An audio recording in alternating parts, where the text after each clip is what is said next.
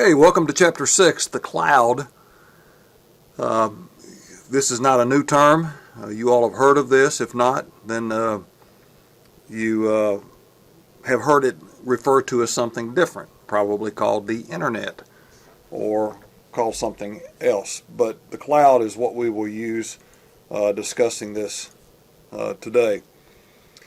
When I think of the cloud now, I think of cloud storage just because this is kind of where the cloud started with, was being able to store information as opposed to storing it on a server or a hard drive or a, whatever. Used to be mag tape years and years ago, but we store it in the cloud now. So I think of that, and I think of what we can use. Now we have more items going on inside the cloud than we probably have time to talk about. But let's get into this and see what we can make sense of this. So why is the cloud the future for most organizations? Well, it's because you don't need to duplicate services. You can do one thing in the cloud. We'll mention more of that as we get into that. Organizations use the cloud for storage. They use it for applications. They use it for different things. Different areas that we will discuss in just a minute. Cloud services securely, not only can organizations use that, but you can use that. I use Dropbox to store my information. Dropbox, everything I do when I create something, I put it into a Dropbox account. It's on all my computers, including my heaven forbid I'd have to use my smartphone to read a document, but I could, because I have Dropbox there and I can simply pull the document off of that to read it. Now, the cloud is elastic. What does that mean? It means you use what you need and then no more. So instead of buying a huge chunk of space, and you can do this, you can buy a huge chunk of space and use any and all, or you can buy it as you need it. So it becomes very elastic, where it can stretch and shrink as necessary, as you need the demand. And then we'll look at the rest of this. An example right now of scalability, if you can see where the usage is required up to 60 gigabits a second for speed, then it scales up and then it goes back down and then it uses everything else on here. You can pull your resources. Virtualization I discussed in a previous video, but you can pull your resources in. It would be no different than having City Hall, or let's take all your city, the police department, the fire department, the a utility company, anything that belongs to the city. You could have one IT section or one IS section that would maintain all the servers, the software, and everything else. So instead of having one section for each entity, you'd have one for the entire program. Hope you understand that.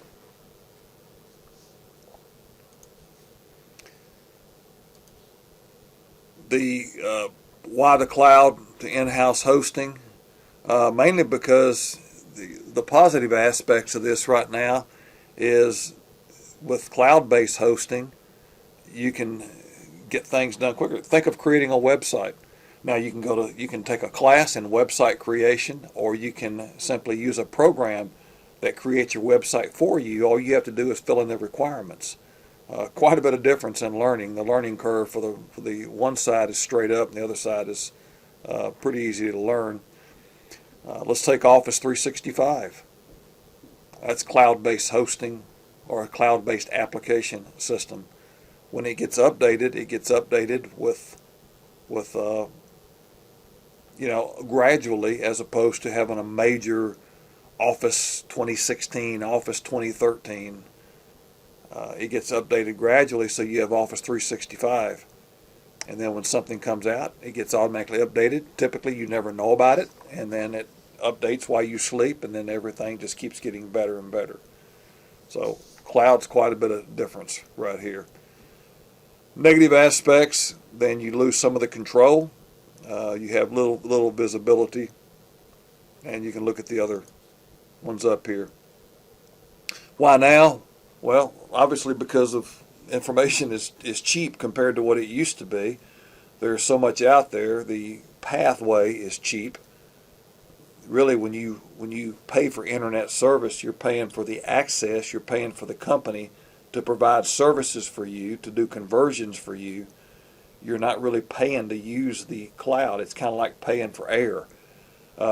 You pay for air you put in your tires at certain stations, but you don't pay for air that you breathe. Then you have virtualization, which makes things a lot easier. When does it not make sense?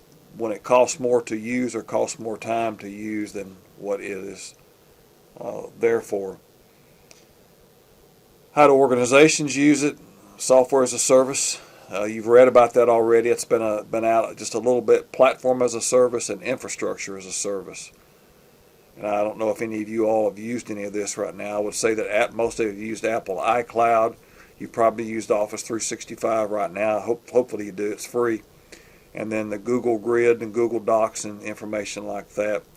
Probably haven't used Oracle On Demand or Microsoft Azure or any of this right now. May have used Simple Cloud Storage with infrastructure as a service. Let's see. Benefits of content delivery networks. I've covered some of that already, but you reduce the load on the server. And again, why would you need standalone when you can monitor everything? You can do everything with a terminal. You know, you may take a high-powered computer right now, and 20 or 25% of that computer is going to be a hard drive storage and component and input output and other components and software / firmware to be able to use that storage. So if you use cloud-based storage and cloud-based application programs, then you can eliminate that on the computer, and you can bring the computer, the standalone computer, the $500 computer, you can bring it down to a $125 terminal, which is a screen and a keyboard. So keeping upgrades, denial of service attacks, the fourth bullet, you wouldn't have any of that because you have no storage device and there's no reason for anyone to try to attack you. And then you pay as you go. I see that one day this is what it's going to take place. Servers and CDN servers used in typical CDN service. Another model right here. Using websites internally. Then you have your applications. I'll let you take a moment to look at the model. And this all kind of plays in, and this is the private internet for this right here, or an intranet.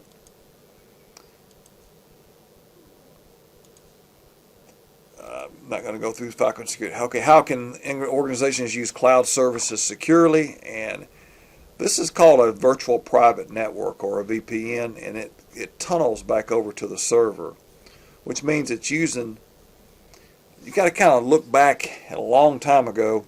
You had private lines. Picture the hotline at the White House. Picture the hotline to Russia. You have a private line. Used to, not anymore, but you used to have a private line, which means one dedicated circuit that goes all the way to one point. The hotline between something and something else. And now you basically can do the same thing, except you tunnel. You go through the public internet in order to do this right now.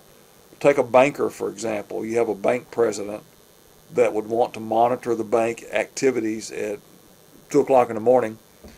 Then he or she has a VPN client on their computer where they can tunnel through the public network or the internet to the VPN server that goes into their site.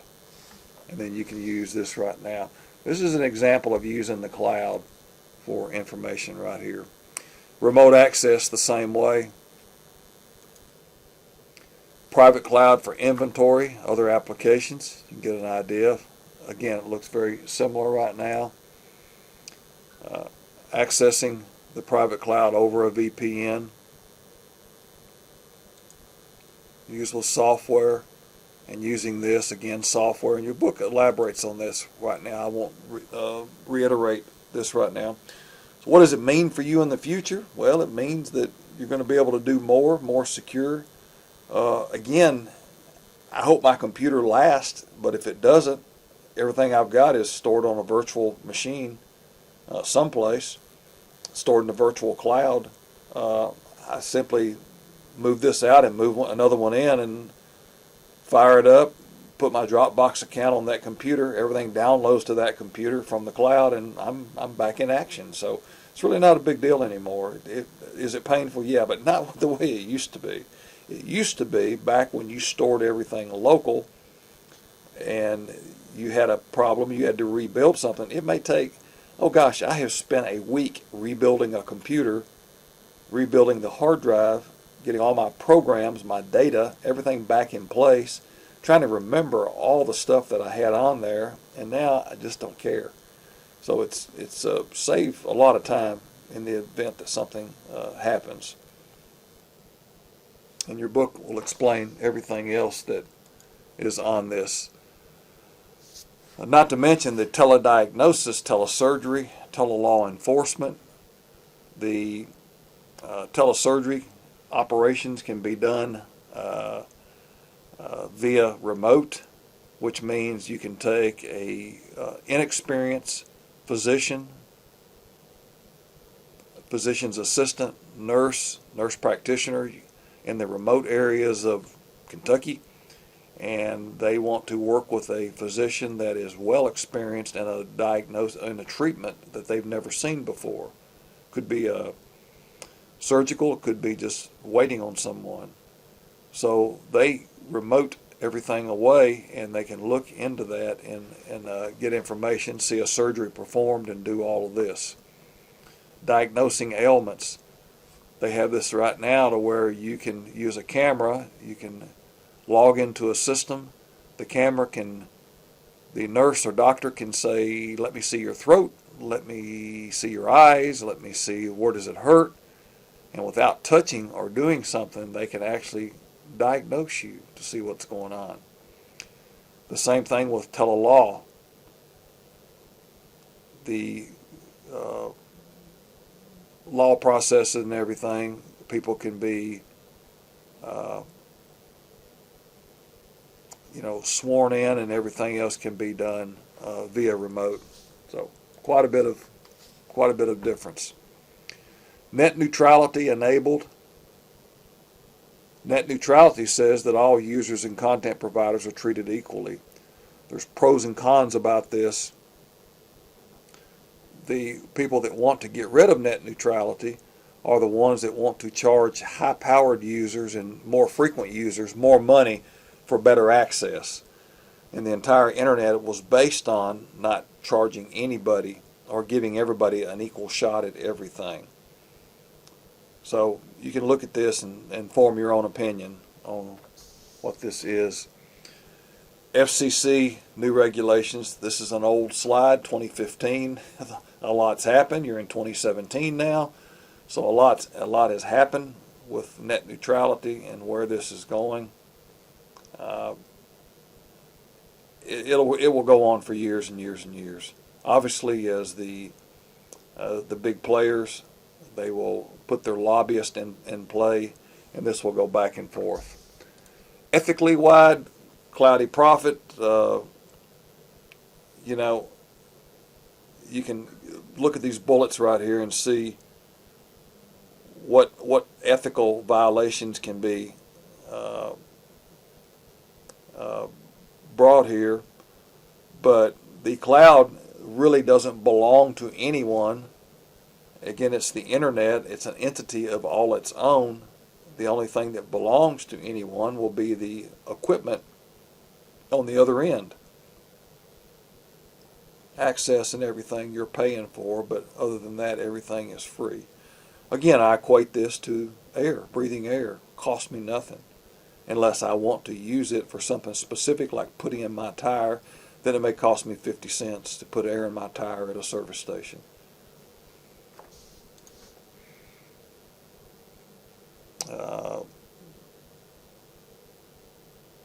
Yeah, I'll let you look at this. I don't want to say a whole lot more about this. So how does this chapter, knowledge in this chapter, affect you? Hopefully you know a little bit more about the internet and or the cloud and what it's used for. I'd like you to think of data storage and data processing for the cloud right here. The only review I want to do, I'm going to stop on this slide right here. Why is the cloud the future for most organizations? Well, we've answered that. The freedom, the non-duplication of services, the ability to elasticize what you need. You need more, you pay more. And then how do organizations use that? We've discussed this, and how can they use it securely? We've discussed that. So that's all I have for this chapter. Have a good day.